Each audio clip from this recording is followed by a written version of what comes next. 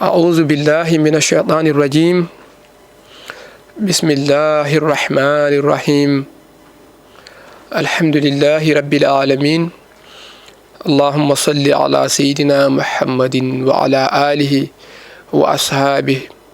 والتابعين لهم بإحسان إلى يوم الدين. bandiraɓe caggal yettude Allah e julde annabi sallllahu alayhi wa sallam, garti ha joni e yewtere meɗen konngol l'islam,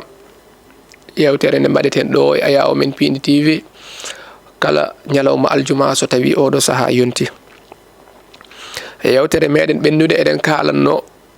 ko fati e wondinade yimɓe moƴƴuɓe, beele wallita en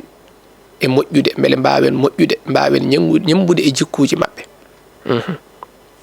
nde wonno sikke ala sa wondiɗo e yimɓe walla a wondiɗo e neɗɗo,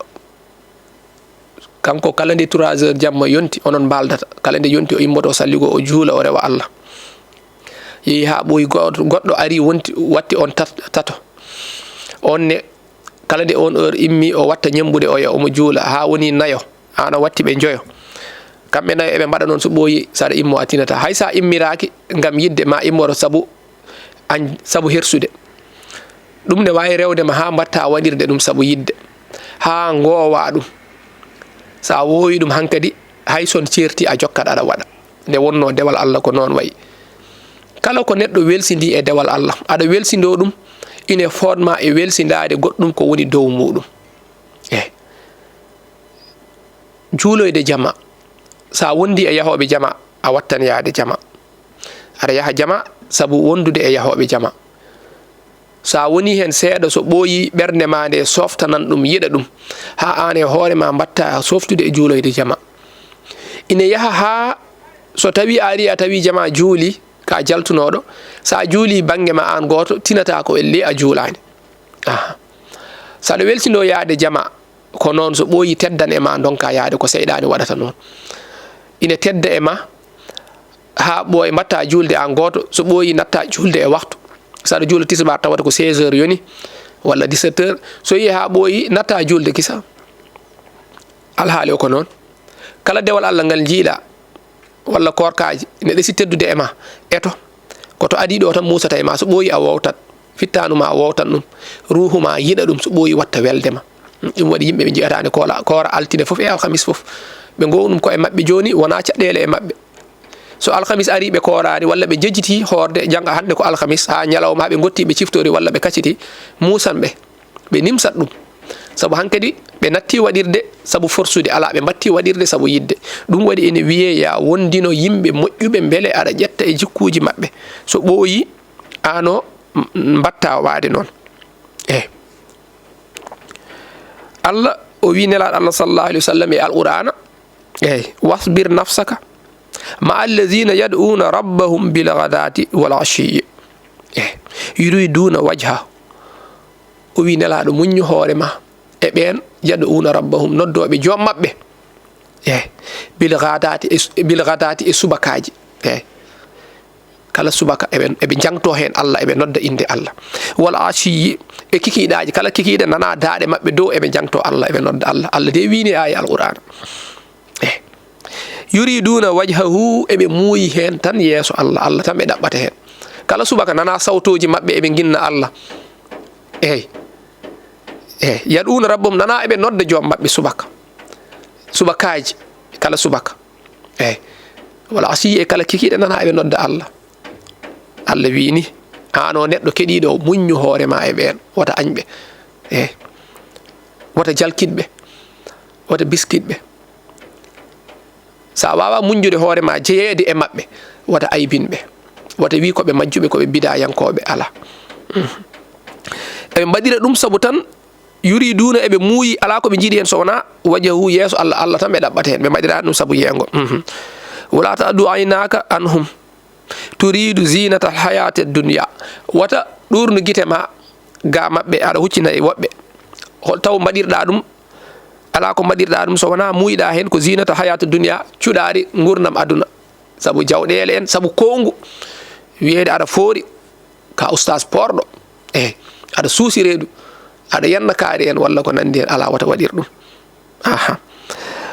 wala tudi Allah wi wata ɗofto an keɗiɗo ɗum ɗo man aghfalna qalbahu on momin belsinini ɓernde muɗum an zikrina e ga wonde jeeyede e jangtotoɓe amen jeeyede e innoɓe amen saliɓe innude kamɓe ɓe mbanmi e ɓernde mum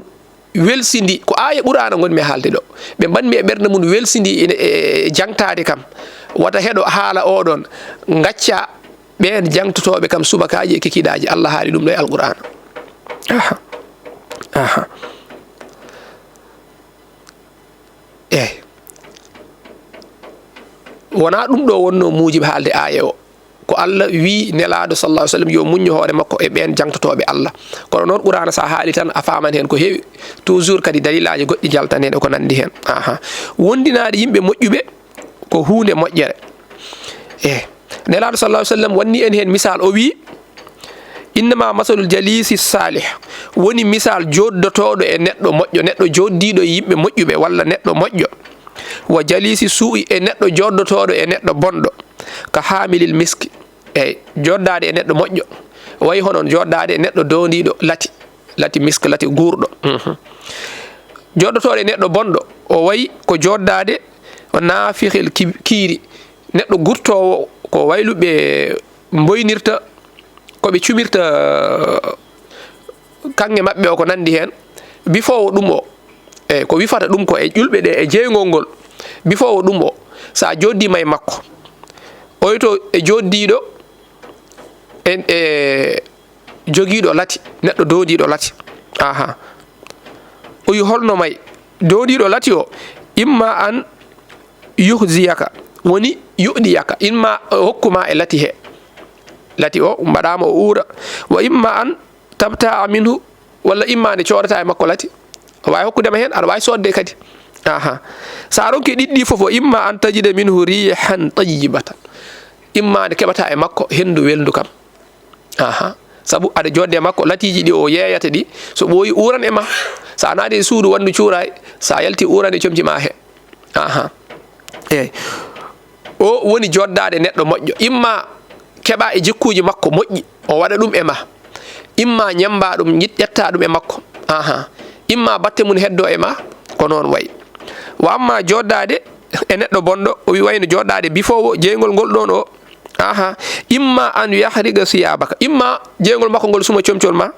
ngim kota galle taw wuttemani sumi bange wa imma an tajida rihan mun inat walla imma nde dañata e makko hendu muntina tan hendu bondu hendu lumdu sabu cuurkeje ɗe ko nandi hen imma bonna hendu comcima aha ɗeɗo gueɗe woni hen joddade neɗɗo moƴƴo aɗa ƴetta e makko jikkuji moƴƴi aɗa ñamba e makko ine moƴƴinma joddade e neɗɗo bonɗo kadi ko noon wayi aha e hadis mo kalnoɗen nde ɓe namdimo wonde holon neɗɗo woni joddiɗo ɓurɗo moƴƴude o wi ko on mo ganduɗa man zakarakumullah ru'yatahu on mo ganduɗa sa yiimo tan sa ciftorta ko Allah haqqille ma ko to Allah hotata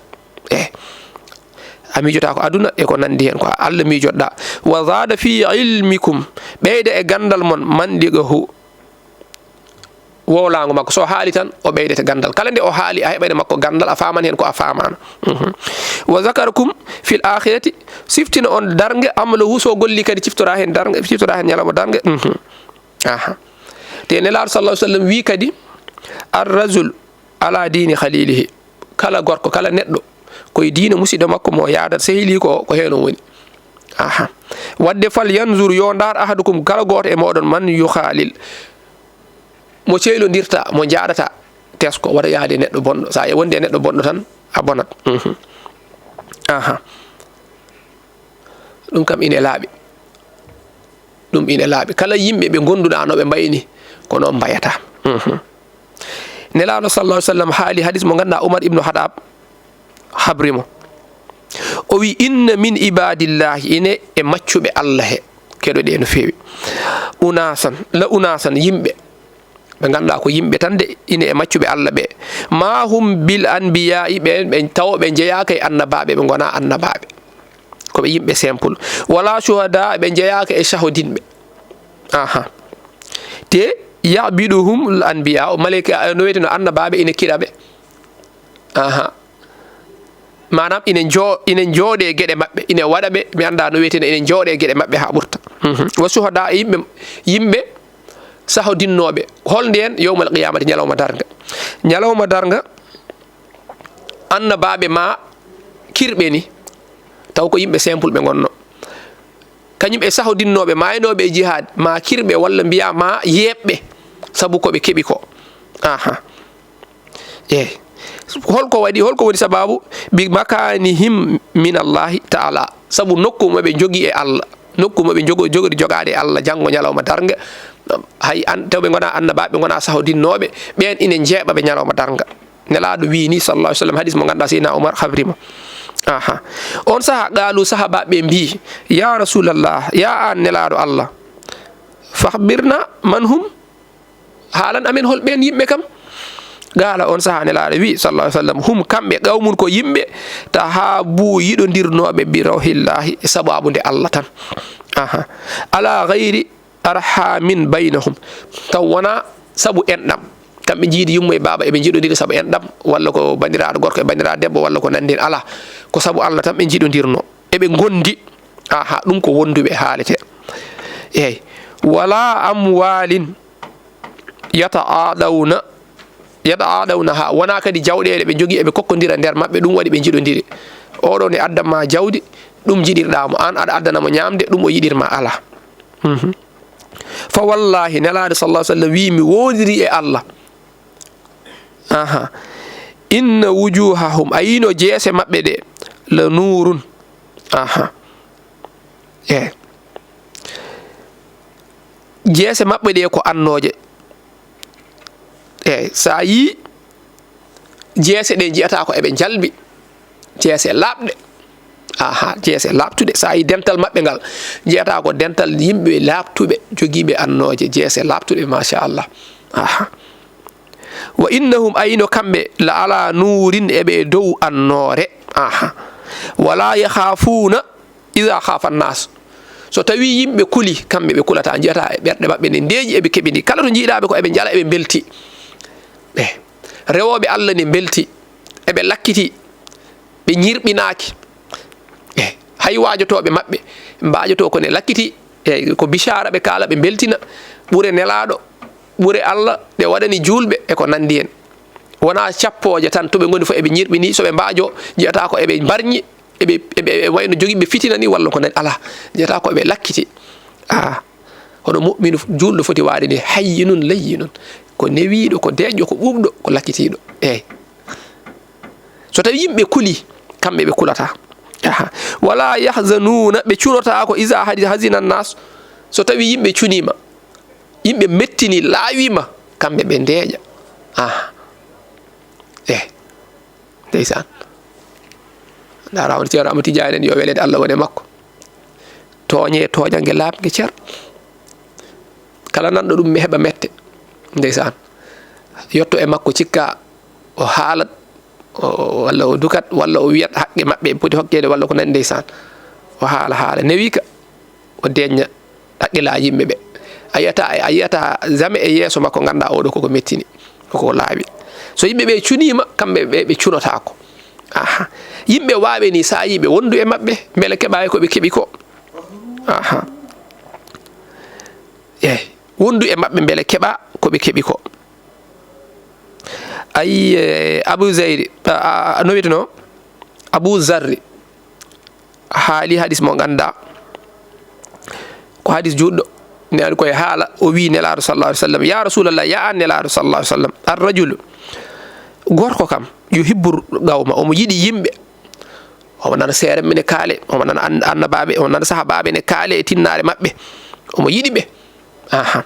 kono non wala yastadi an ya'mala amaluhum kono non hattanadi gollude ko be gollanno ko o nana Cheikh Umar en ne kaale o nana Alhaji Mamadou Seydi en o nana nana o nana Abu Bakrin Seydina Umar en o nana nelabe annabi Isa annabi Nuhu e rewbe mudum no mbaano kono non o hattanadi gollude golle mabbe o mo lohi holko odo kam hol alhaali makko gala on saha nelaado sallallahu alaihi wasallam wimo anta ya Aba Zarri ano ya an Aba Zarri ma man ahbabta ano e mo jidda ono gondi e almaru ala man neddo wonno hadis goddo mo haale wonde neddo e mo yidi o on wondata jango ndar mo jidata o ay be jiddabe bay adi yidi be sabu Allah sabu wonduɓe yimɓe moƴƴuɓe onon gondata jango to ɓe naati fof ma nat toon ayi Hanzalata radiyallahu anhu o wi laqiye ni Aboubacrin mi hawrino e Aboubacry o wi kam Hanzalatu no way kayfa ano alhaali ma kayfa anta ya Hanzalatu hol alhaali ma ya Hanzalatu wimo nafaga Hanzalatu wonti nafige Hanzalatu de woni nafige Aboubacry wimo subhanallahi ala senade wodini Allah kay Hanzalatu wata haal ɗum eyi subhanallahi mata ɓuulu senade wodini Allah e ko kalta ko qultu mbimi nakunu inda rasulillahi sallallahu alaihi wasallam minen mbiɗen gonoto nelaɗo sallallahu alaihi wasallam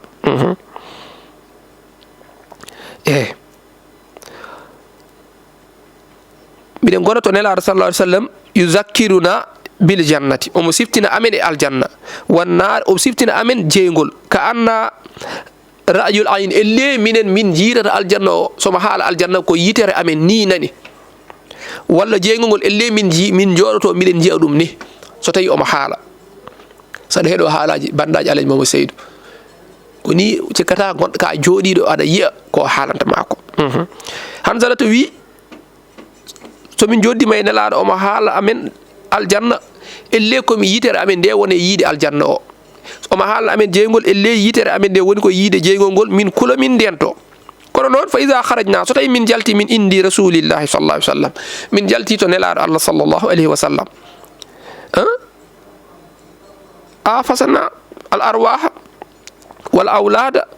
wa dayyaati nasina wa nasina kasiran o wi so tawi min gimmima to makko tan rewɓe amen gaddana amen welsindade e ɓiɓɓe amen e welsindade kadi rewa amen hamin jejjita ko heewi hen an kadi min jogo kadi sifaji goɗɗi min natta hulde no min kulirno jeygol ni qala Aboubacry radiyallahu anhu wimo fa wallahi mi wondiri Allah inna la nalqa misla hadha minen koye amen